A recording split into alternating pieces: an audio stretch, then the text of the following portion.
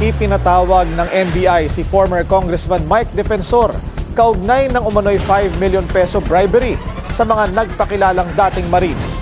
Narito ang agenda report ni Andrea Salve.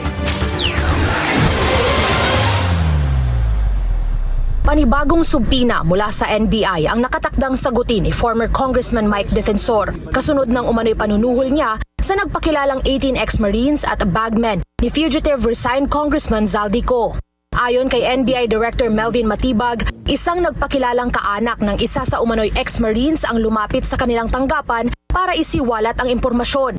Sa sinumpaang salaysay ng 28 anyos na testigo, sinabi nitong 5 milyong piso raw ang ipinangakong bayad sa bawat miyembro ng grupo para magsalita sa publiko at pumirma ng affidavit. May natanggap na sila, parang sinasabi 700 as 350. Parang siguro ginagawa malugulo. Pero bakit naman daw siya nagsalita, Director? Well, may commitment din sa kanya, ipinangako para hindi pa natutuloy. Wala pa, hindi pa daw nakukompleto yung 5 million. Per head po yan? Per head. Oo. Yun yung gusto namin linawin.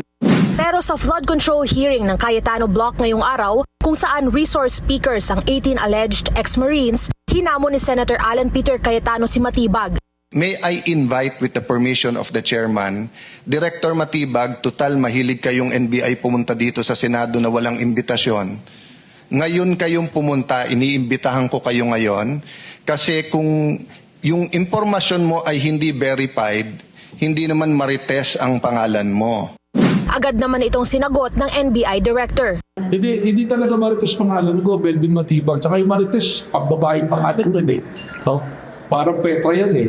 Padala na ko ng proper na sabinan, ng proper Blue Ribbon Commission. Pupunta tayo.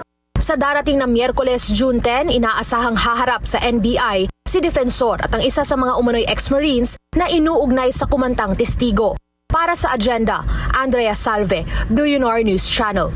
Manatiling nakatutok sa Billionaire News Channel. Sumubaybay sa aming social media accounts at mag-subscribe sa aming YouTube channel para sa mga eksklusibong balita at storya.